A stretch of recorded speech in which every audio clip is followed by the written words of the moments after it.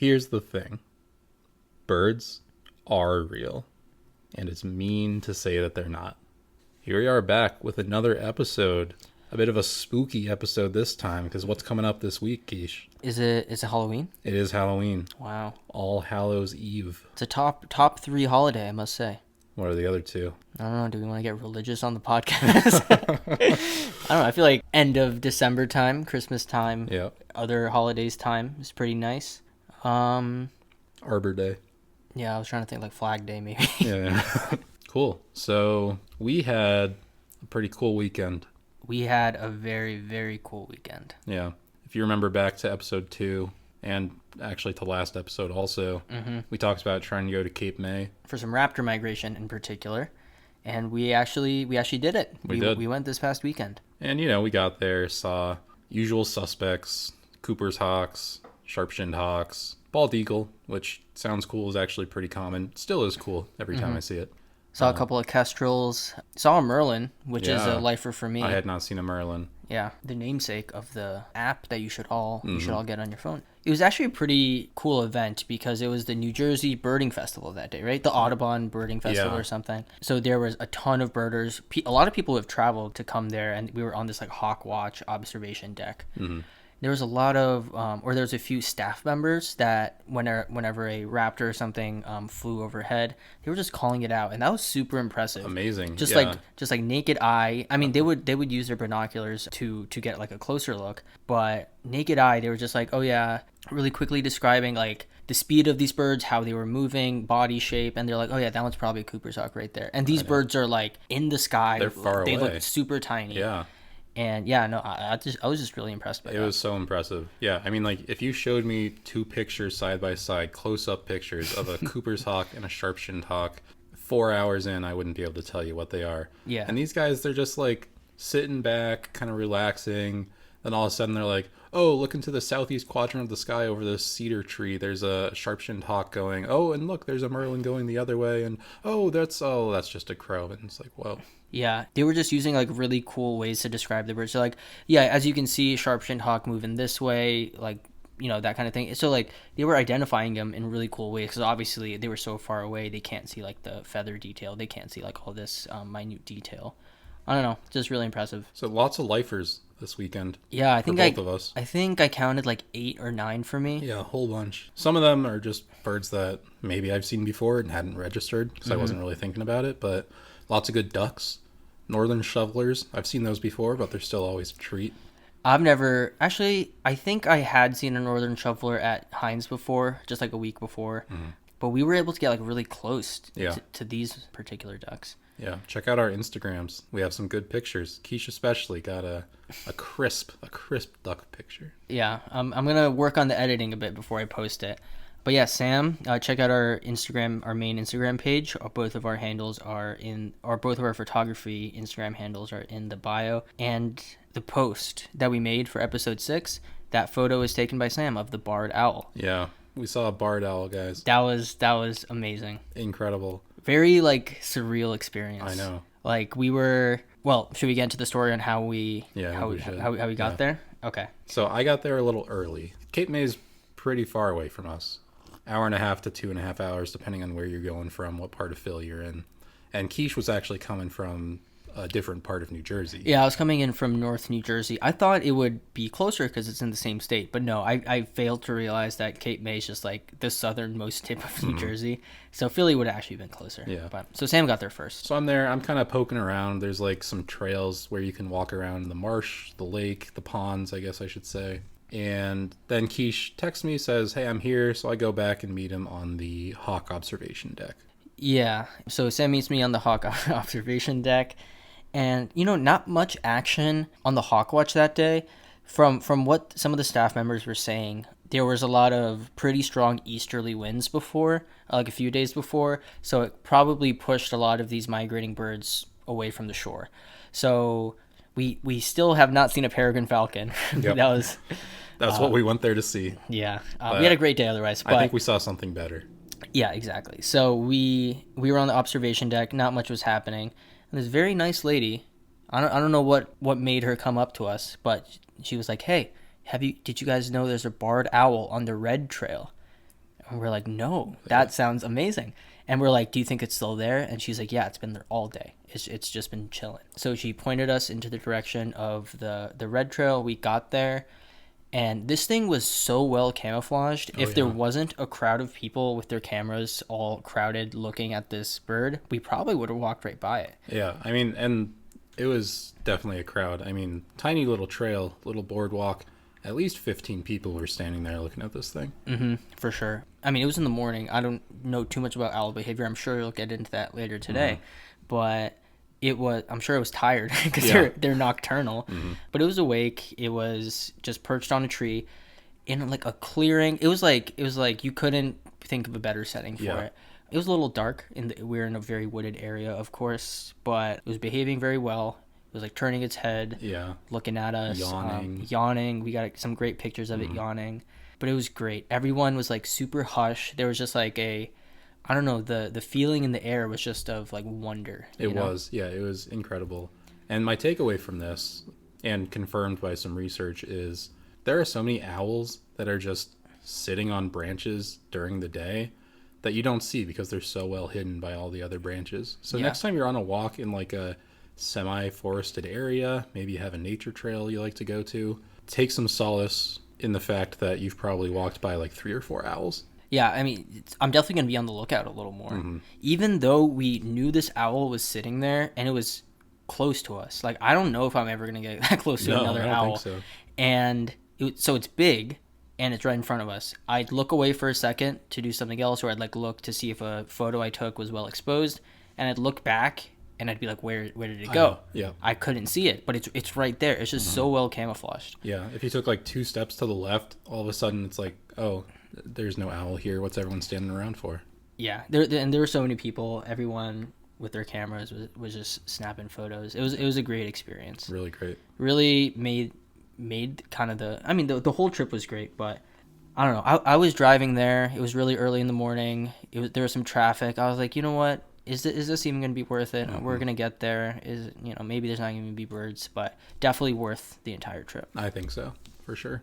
What else did we see? Anything else? Oh, we saw the golden crowned kinglet. We did see the golden crowned kinglet. That thing was sick too. That was a lifer for me.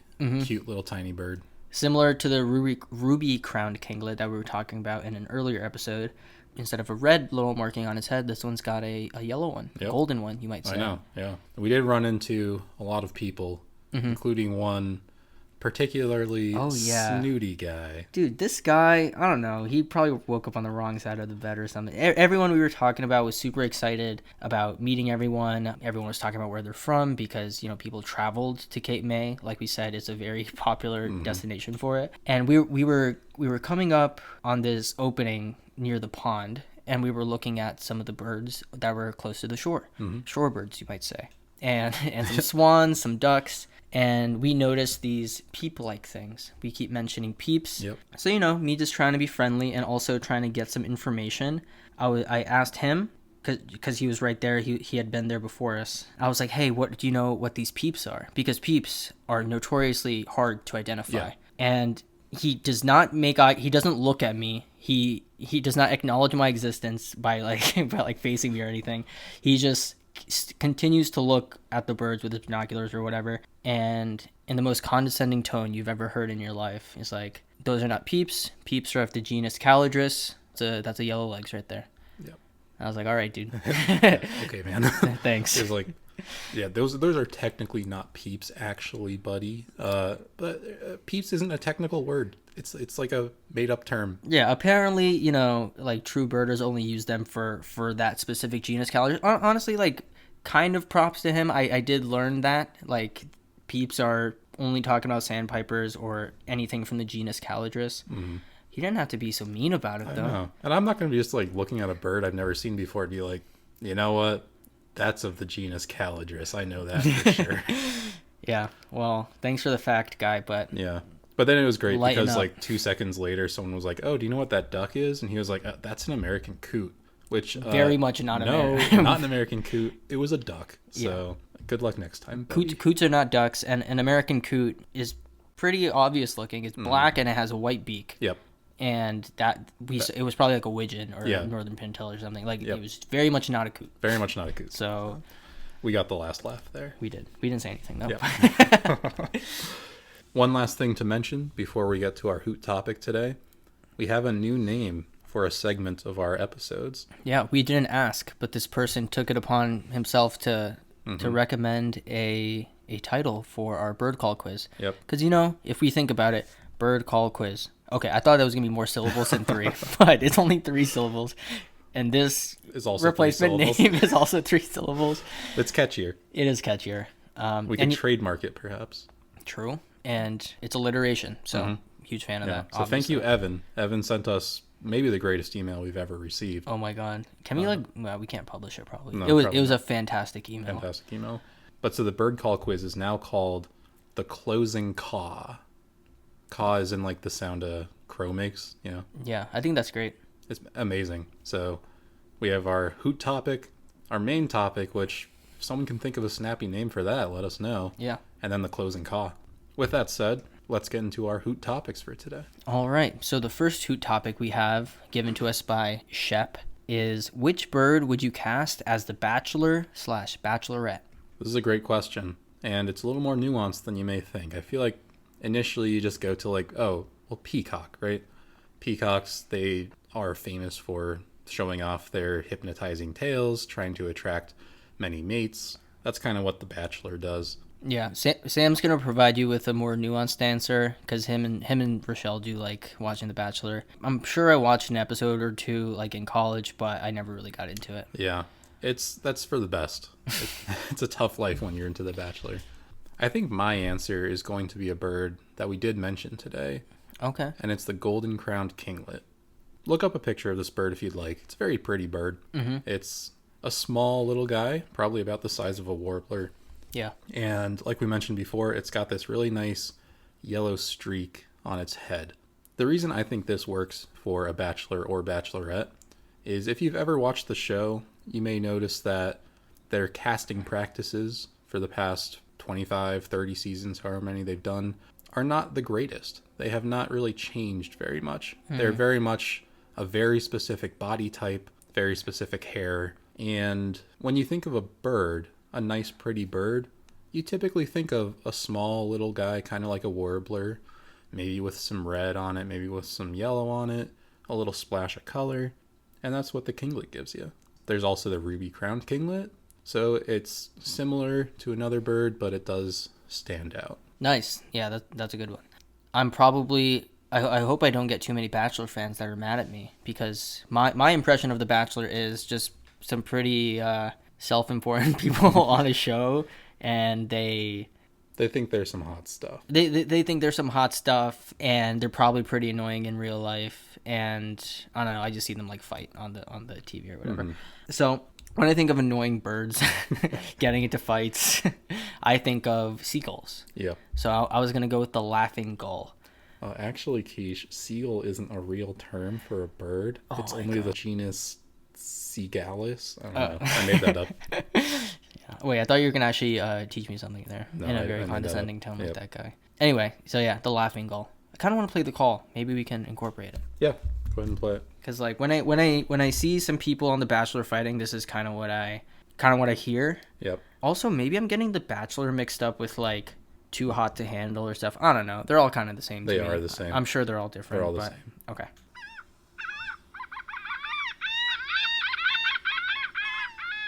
Oh, yeah.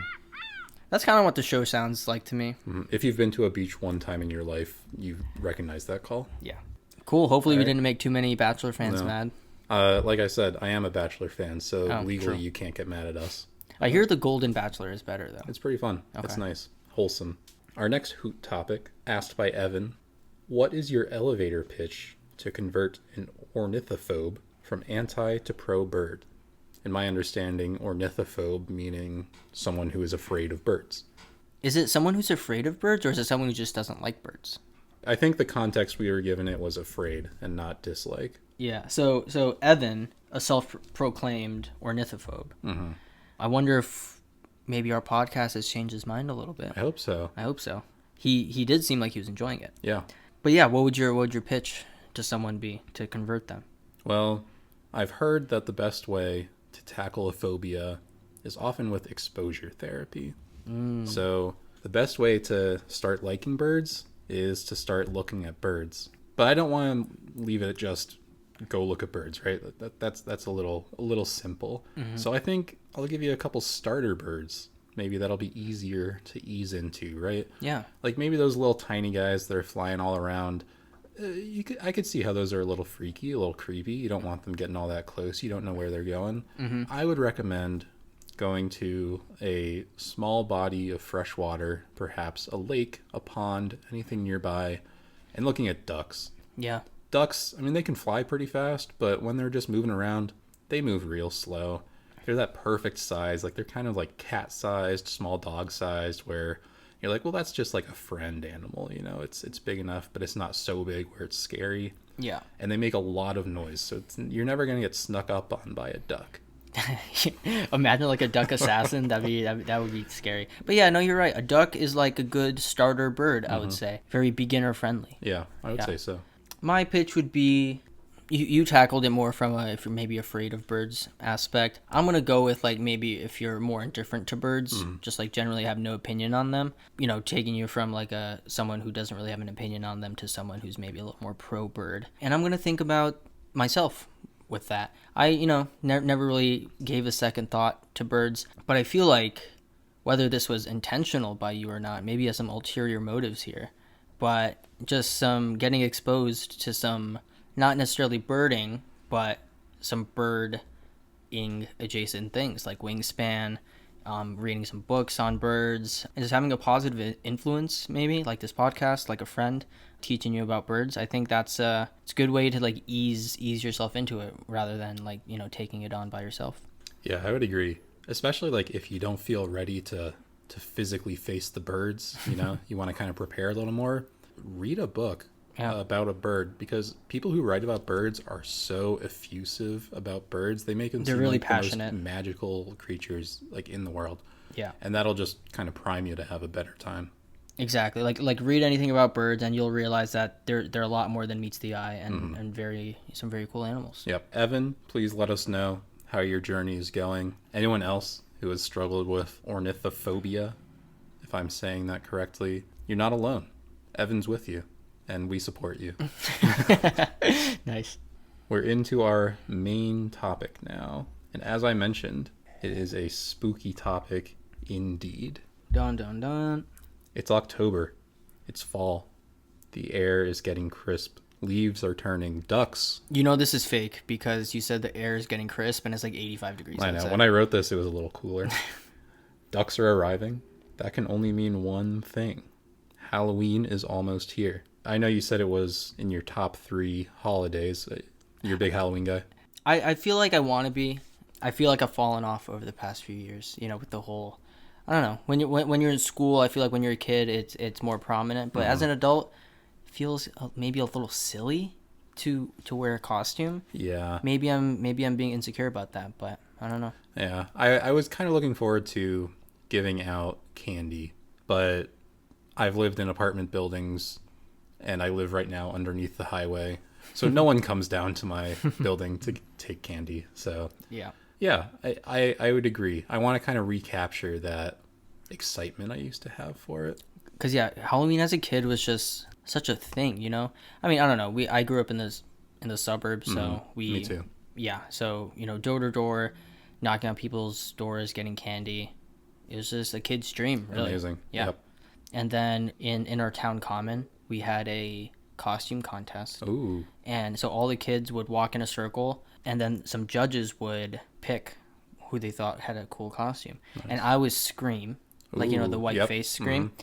And the mask, there was an empty space for like fake blood to go through, and I had a tube, and I would like that went down my like robe or whatever. Ooh. And it would be, and that had like a squeezy thing in my hand, so I'd squeeze and then the blood would like rush on my face. Ooh. So the judges really liked that. Yeah. So I won. You won. I was like one of 5 winners or something. That's pretty good. And then I got a gift card, a $10 gift card to Walmart. Oh. Yeah, so that was huge for me. That's huge. Yeah. Incredible. Yeah.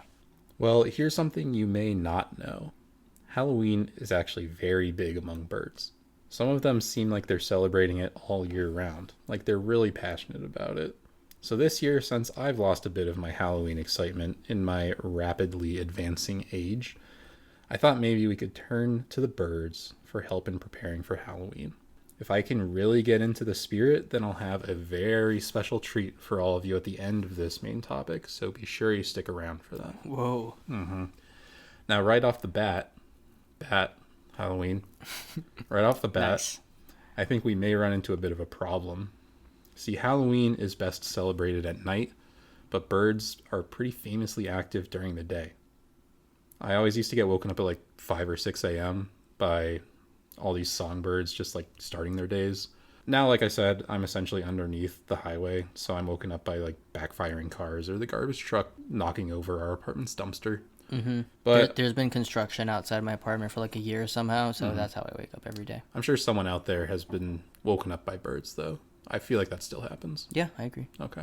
Well, I'll let you all in on one little secret. There are actually birds that sleep during the day and are awake at night. We've talked about this kind of bird briefly on a previous episode. We talked about it a little earlier on this episode, but I'm pretending that we didn't for dramatic effect. Whoa. I am, of course, referring to nocturnal birds. What would you say are some typical nocturnal birds? Owls. Classic. That's obviously the main one that comes into mind. I don't know. I'm thinking back to the flightless bird episode. Are kiwis or like cockapos nocturnal? Both. You, Yep. Okay, I remember you saying that. Kind of not. The kiwi's that interesting one where when it's around humans, it's nocturnal, and when it's not around humans, it's not nocturnal. Oh, so the human behavior is affecting them. Okay. Yeah, I can't think of too many more obvious ones. Yeah. Well, hopefully that's what this episode helps you with. Great. There were some that I was kind of surprised to learn are nocturnal. One especially that I was surprised to learn was the northern mockingbird. Really? Yeah, kind of. So they're active during the day. I'm sure if you know what a mockingbird is, you've seen it out during the day. Very distinctive stripes on their wings when they fly. Yeah, we saw one perched up in Cape May at like noon. We did, yes. But during breeding season, some mockingbirds will stay up and sing throughout the night too. So Okay. they'll be up during the day singing, they'll be up at night singing. It's mostly just like unmated male mockingbirds that are singing all through the night. They're just like, getting super desperate. So they're pleading their cases at 2 a.m. to anyone who will listen. Never a good idea if you want my advice. But Yeah, it seems like not your first or second best option, Yeah. or maybe even your third best option. Anyway, we're getting ready for Halloween.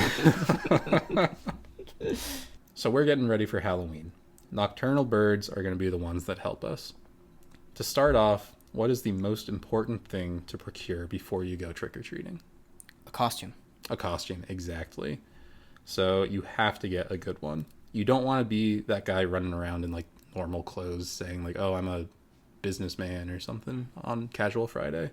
Actually, like I said that, but like they're just kids. Give them candy if they come to your door. Let them have that. You know what I mean? That's true. Life is so dull when you become an adult. So just like give them some candy.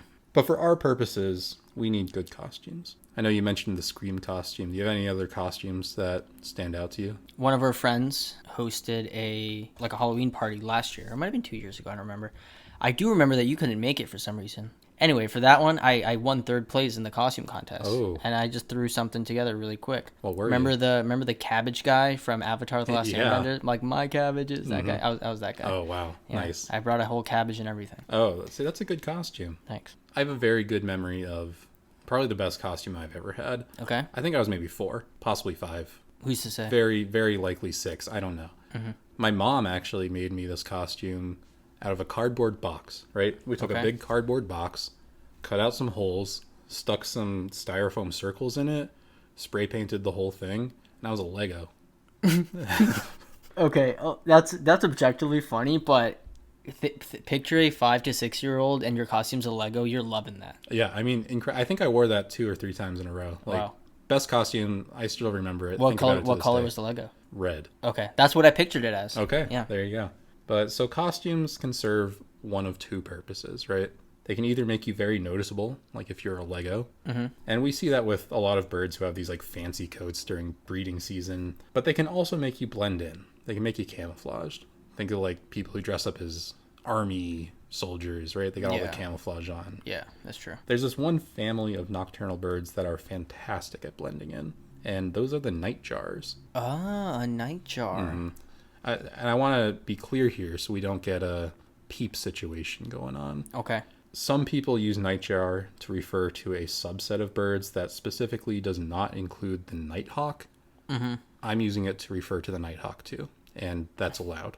Okay. I looked it up. Cool. Okay. So other nightjars that we have in North America are the whippoorwill. That might be a thing that you've heard of. Maybe you didn't even know it was a bird, but I have heard of a whippoorwill. Yep. Does its name kind of sound like its call? yes. Yeah. Okay. Beautiful call. Also the common poorwill and the Chuck's Will's widow. Chuck's Will's widow. I might have put an extra S in there, but it's something like that. Okay. Calling a bird a widow is kind of grim. I know it's tough. These guys are really funky looking. I'd love to see one, but for reasons I'm about to get into, that's kind of a tall task. Now that you mention it, I've never seen any of them. Yeah. You know how sometimes you look at a bird and you're like, oh yeah, that was definitely a dinosaur. Yeah. You know, Emus. great blue heron, emus. Yeah. Look at those, even like a toucan, those big old beaks, right? Nightjars are kind of similar in that they make me think of reptiles, but for a completely different reason. If you haven't yet, go ahead and look up a picture of the eastern whippoorwill. That gives you a pretty good sense of nightjars overall. The thing kind of just looks like a lizard. Like its feathers make it look like it has scales. Its face is kind of flat and long, like a lizard or a snake. It's very like dragon-like. Yeah, you've almost certainly never seen one of these things because they use their feather patterns to pretend to be tree bark during the day, or like leaves or something on the ground. Oh yeah, I have a picture pulled up. Yeah, there's no way I'm finding one of these in the wild No, unless absolutely I'm like, not. But so they'll just like lay on the ground and spread out their wings, and people, animals, predators, they'll just walk by and be like, oh, that's just a pile of leaves. I'm going to leave it alone. yeah. As a side note, they also kind of have these things that look like cat whiskers. Those are called rictal bristles, which just kind of help them catch food. Like when they're out flying around, it helps kind of bring in mosquitoes and stuff. Oh, okay. So like really small things. Yeah. Yeah. Okay. Cool. That makes sense. Even if you haven't seen one, there's a good chance that you have heard one if you've ever lived near a forest. Okay. Being nocturnal, they sing at night, and to me at least, it's very memorable and familiar. Maybe that's just me, but we'll play it right now.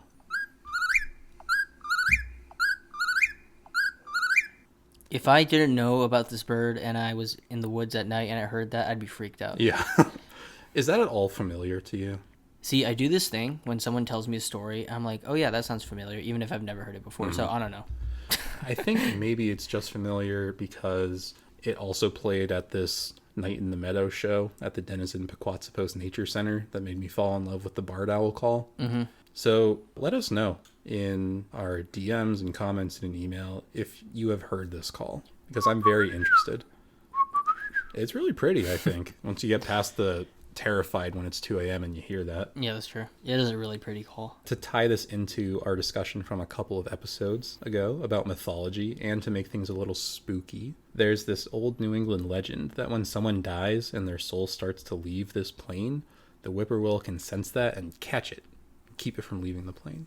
Purgatory. That's terrifying. Yeah, that's what those whiskers are for. Why would it do that? The rictal bristles. Oh no. If we want to get more daring with our costumes, we can look to the whippoorwill's cousin for inspiration, the great-eared nightjar. Definitely look up a picture of this one too. They're only seen in South Asia, but like, look at this, tell me it doesn't belong in How to Train Your Dragon. Yeah, no, this one 100% looks like a dragon. Wait, I want to see this thing so bad now. Well, unfortunately, you never will. They're so good at camouflaging. There's a bird that'll get you to stop being indifferent about birds. You see that thing? Definitely going on the bucket list for sure. Yeah. So we have our costumes now. Maybe we're blending in, maybe we're standing out. We need to prepare for what was, in my opinion, the scariest part of Halloween, which is saying trick or treat. To me, in my experience, people prefer a loud, confident trick or treat. That's not something I could do. But also, like, if a kid comes to your door and mumbles trick or treat or doesn't say it at all, give them candy. Yeah, don't be like, oh, what did you say? Yeah, oh, can you say it a little louder? It's embarrassing. It's hard to talk to people sometimes, especially strangers. Especially when you're dressed as a Lego. Yeah. So just like give trick-or-treaters candy. Yeah. You know? Anyway, trick-or-treat is maybe the most iconic call that humans have, at least in English. You know? A call that call, humans have? if we're comparing to bird calls. Trick or treat. Trick or treat. Can we think of any nocturnal birds that similarly make an iconic sound? Hoot. Hoot. Hoot hoot. What kind of bird makes a hoot? An owl. Yeah. So obviously we're talking about owls. In a previous episode, we talked about that barred owl is my favorite call of all time. So here's that call again for those who don't remember. Classic. Who cooks for you? You just play that to make fun of me for me getting that wrong? That episode? Well, another great one that kind of sounds like a response to the barred owl is the great horned owl. Oh. I'm going to play that now. Yeah. So it's very easy to mix those up. Not all owls hoot. Some of them actually make a very unpleasant sound. Oh. Barn owls, screech owls, they just kind of scream. Or screech, as the name might imply. I'm not playing those calls because I don't want to make your ears bleed. But trust me, like, that is a scary sound if you hear that in the middle of the night. Okay. Yeah. Owls, probably the most well-known nocturnal birds, so I'm not going to stay on them for too long. But there are a couple of fun facts. You might know this, you might not, but it feels like I should include these. They can't move their eyes the same way humans do, which is why they can move their necks so much, 270 degrees in either direction. Mm-hmm. Most people do know that, but do you know why? Yeah, I can't really think of a plausible theory. Yeah, well, this actually kind of blew my mind when I read it. It's because their eyes aren't like balls, like ours. We have eyeballs. Mm-hmm. They have eye tubes. Their eyes are tubes. Oh, yeah. Wow. It kind of acts like a camera lens where they have a longer focal length because they have a longer lens. So it's very cool, but they just can't really like move them around. Is this because they are nocturnal, you just see at night better? Yeah. Or All raptors actually have this to a degree, which is why they can see so well. Mm-hmm. But owls kind of have it to the biggest degree. Wow, that's cool. Yeah. They also have asymmetrical ears. One ear is higher up than the other. So that helps them distinguish sounds and pinpoint exactly where like a mouse is running in the forest in the dark. And owls swallow their prey whole, vomit up pellets, which is comprised of like fur and bones. Yeah. I don't know if you've ever dissected owl pellets. Again, maybe a New England thing, Yeah. but total classic to like pick open an owl pellet, know. find like bones and stuff. That's like normally not the kind of stuff I'm into, but I really liked it. Felt like I was like finding fossils. Mm-hmm. And I'm sure it's really funny that they make us do that in like first grade. I know. Yeah, it's really a good way to expose people to the world, I guess. Yeah. And finally, mentioning this again, Atlanta should rename their baseball team to the Owls. Mm-hmm. I'm all for it. Yeah. So if we're talking about human Halloween, kid dresses up, says trick or treat, then they're given candy by another human, right? Even if they're not like your family, right? You go house to house, random people are giving you candy. You might think this poses a problem in the bird world because birds are not very keen on giving food to other birds, especially that are not their immediate offspring. But there is a very interesting exception to this. This bird researcher from the Netherlands named Jorg Maassen noticed that this certain species would share food if they noticed another bird, one that like wasn't in their family, didn't have as much. Aw, wait, Yeah. that's wild. I know. This is the azure-winged magpie. Oh, It's not nocturnal, but I think it works with our metaphor because a lot of times people giving out candy will then go to sleep at like 8 p.m. okay, wait. So this bird just like no strings attached is just helping out if they see another bird, another magpie, or just any bird. Oh, only another magpie. Okay, another magpie Yeah. with less food. Yeah. Because, like, when you see a more intelligent bird, that's typically associated with it being meaner. Yeah. Or... No, it's very interesting. Like, Yeah. This guy, Jorg Maassen, just put up this experiment where there were, like, 3 groups, where one group would get, like, an excess of food, more food than they could eat. One group would get, like, a moderate amount of food, and one group got, like, no food. And they weren't related birds. They were just, I mean, they were all magpies, but they weren't in the same immediate family. Sure. And the ones with more food would notice that and they would share. And it wasn't just like, you know, sometimes you think of breeding season males as being very aggressive. Like you think, no way are they going to do that. They actually did that the most. Wow. The breeding males did. Some people think it's like a way of showing like, look how empathetic I am, you know, to potential mates. Interesting. Okay. I kind of, I don't know. I get a little cautious about ascribing too much human characteristics to I animal agree. behavior. I agree. But do you, like, yeah, let's think about why they would even maybe do that. I don't know. I mean, maybe there is some sort of empathy there, you know? Maybe it's they want, like, their species to be strong in case of an impending war. Yeah. I'm trying to think of like maybe they like I don't know, is there any community aspect to these birds? Like are they even if they're not in the immediate family, are they like flocking together or Maybe. I mean, they are corvids, right? So yeah. maybe they do some mobbing behaviors. Maybe Okay. they do stuff like that. Yeah. Huh, that's really interesting. Yeah. I always thought magpies to be just like jerks, but No, maybe not. apparently they're really nice. Wow. Yeah.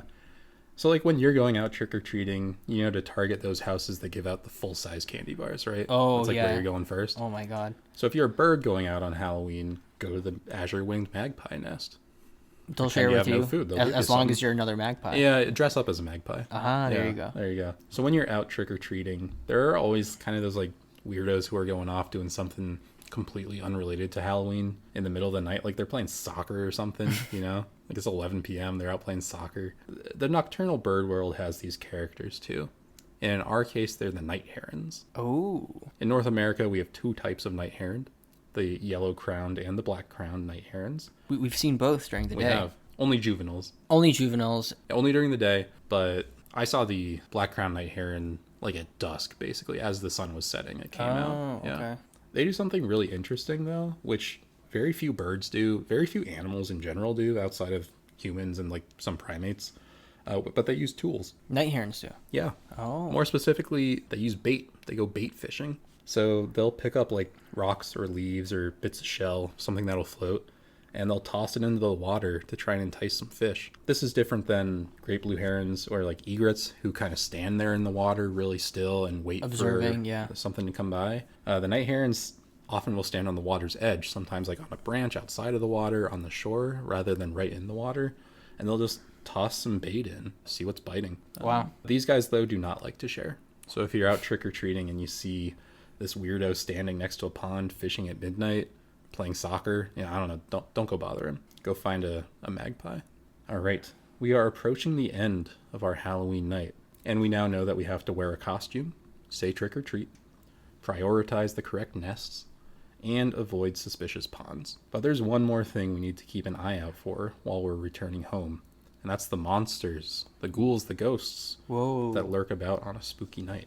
The keen listener may notice that there is a certain icon, a flying symbol of Halloween, of darkness, that we haven't really talked about so far. With that being said, here's the thing. Bats are real, and it's mean to say that they're not. Here's the other thing. Bats are super cool. I wanted to find a way to talk about them on the podcast, so here we are. Kesh, let's say you turn into a bird for Halloween. Yep. How do you feel about bats As a bird. as a bird? As a bird, I feel like they're trying to be something that they're not. They're a mammal. Stay in your lane. You don't need to fly. You got fur. Mm-hmm. You give birth to live offspring. You have mammary glands. Mm-hmm. Just leave flying to us. As a bird, that's what I would think. Wow. Okay. Yeah. So you think there's a pretty big division, birds and bats, like I feel like they're mortal enemies. greasers and socias. I have no idea what that means. Never read The Outsiders. No. Okay, never mind. So this is interesting, I think, actually. I didn't realize this. Despite their scary appearance and their existing in the same space of birds that, most mammals don't in the sky, bats don't terrorize birds, and they honestly, don't really interact with them at all. Okay. There are, 4 species of bats out of some, 1,400 that eat birds. They're all large bats that They're live all- on yeah. small islands. All the weird stuff happens on small islands. Like the inaccessible island rail. Like the inaccessible island rail, exactly. No, so mostly birds and bats just kind of exist separately from each other, right? Even though they can both fly, they interact with the world in very different ways. If you've seen a diagram of a bat skeleton, or honestly just even looked at a bat's wings, you'll notice that, the wing of a bird is kind of analogous to our arm, right? If you're flapping your entire arms. The wing of the bat is pretty much just its hand. You can see all of the Like the finger fingers. bones, and it's Okay. just kind of like webbed fingers. That's Okay. kind of their wing. Interesting. Yeah, so it's pretty different. It lets them be more agile when they're flying about, which is why if you see a bat in the air, it kind of is looking really Zipping around. herky-jerky, Yeah. almost like it's buffering a little bit. Mm-hmm. Well, this makes sense when you think about how they get their food, right? Birds mostly rely on sight for hunting food. Even owls, like we mentioned earlier, they use those special ears to listen. They still use their eyes quite a bit. Mm-hmm. And since they have a line of sight, they can take this quicker direct path to it. You know, a hawk will swoop in from, you know, hundreds of meters away to catch something that it's been looking at, kind of right in a straight line. That just reminded me of a story. We were doing a lot of eavesdropping when we were at Cape May, listening to all these knowledgeable birders talk about stuff. And at Cape May, there's this I don't know. They do some research there, and they were trying to capture some of these raptors and band them, study them, whatever. And you know, I guess I never really thought about like how they're able to capture, you know, these birds or whatever. Yeah. So the staff member was saying that they have. I forget what kind of bird was it. What was the bait? Do you remember the story I'm talking about? Yeah, I do. It was something like a house sparrow, I think. So it was something small, like some small bird. Was it a real bird? No, I think it was like puppets. Okay, yeah, it was a fake bird. It was like a doll or something, and they would like poke it out of like this tube or whatever, and around this tube there was like a net. And these are like small little dolls, and it's still enticing these raptors that are flying like hundreds of feet in the sky, and they see this little bird doll, and they come in and try to swoop for it, and then at the right time they take away the doll, and then, you know, the raptor gets caught in the net. Yep. That's all to say that their eyesight's amazing. It's amazing. Yeah. Bats, on the other hand, pretty famously, their eyesight is not so good.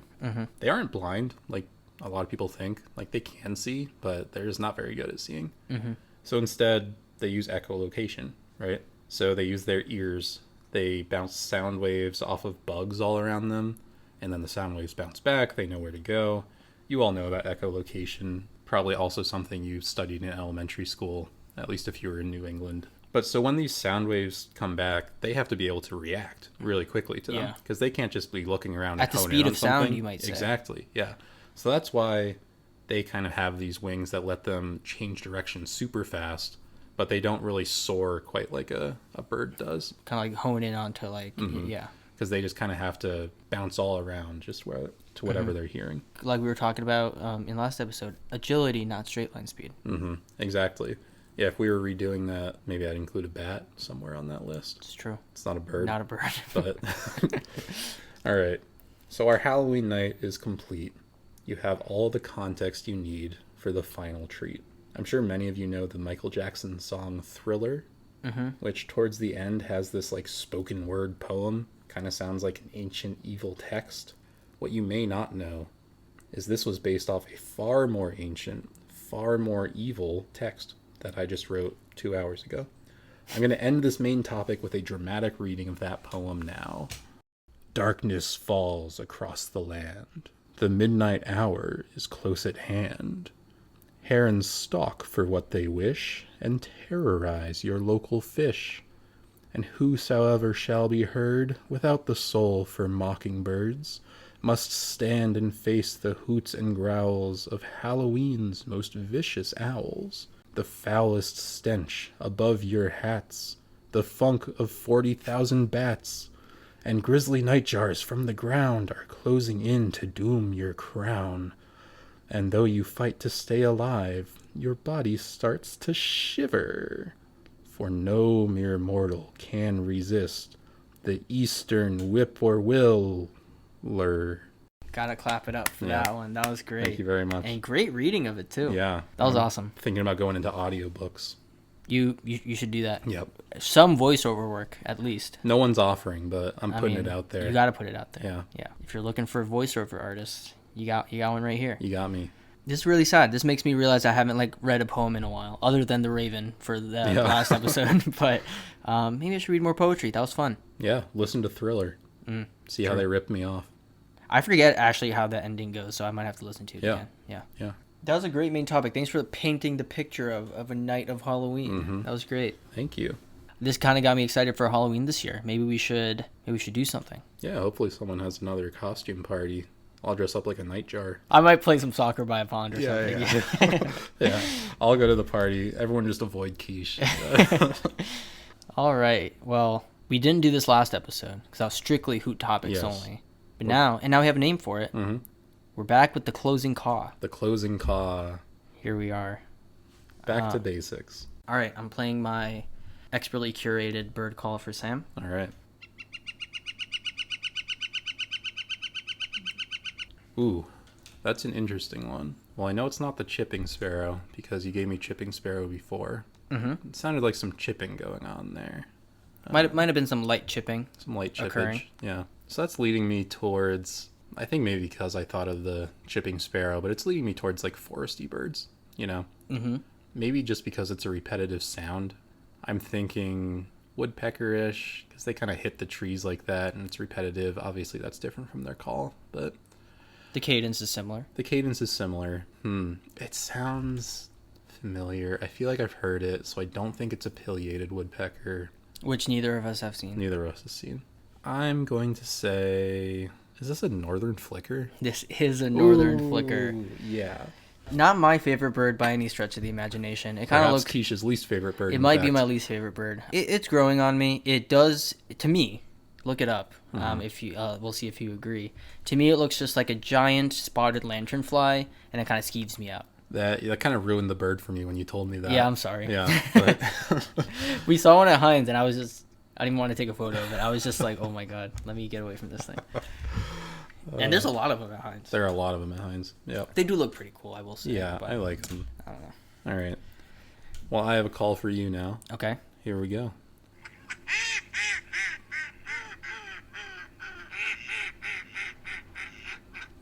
That's the call? That's the call. Okay. So it sounds very duckish. Mm-hmm. It sounds like if a duck was choking on something, actually. It kind of sounds like Donald Duck. Is this what Donald Duck is named after?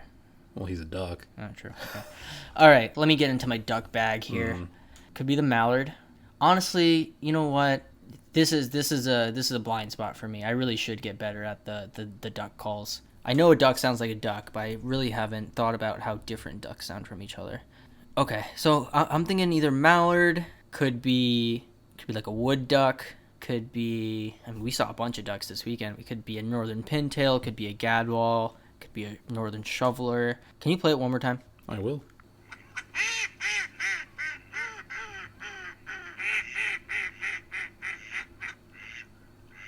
Let's just go with a mallard. It is a mallard. Okay. Yep. Ooh, nice. Didn't Kind want of to that overthink classic duck call. Yeah, I was gonna say it sounds like your typical duck. What's a typical duck in my mind? It's a mallard. Yeah. Almost went wood duck there for a sec. I should look up what a wood duck sounds like. I know. Yeah. Like you said, ducks are also kind of a blind spot for me. I'm calling this the winter of ducks for me because I'm going to learn how to identify them. I'm going to learn their calls. Awesome. Yep. Maybe we're good at this call thing. Yeah. I think Or maybe we're being too nice to each other with some easier maybe calls. mallard and northern flicker are a little too easy. Okay. How about this? Let's be a little tougher on each other next time. Next week. I feel like people are saying we're going too easy on each other. Yeah. Well, that does it for this episode. Yeah. Hope you enjoyed. Hope everyone has a good Halloween. Yeah. Follow us on Instagram. Like our posts. Makes me happy when people like it. Share it even on your story. That would be amazing. If someone shares an Instagram post on their story from us, I'd lose my mind. You'd be my favorite fan. Yeah. We want to reach a wider non-birding audience. Yeah. Like this episode. Rate this episode 5 stars. Tell your friends.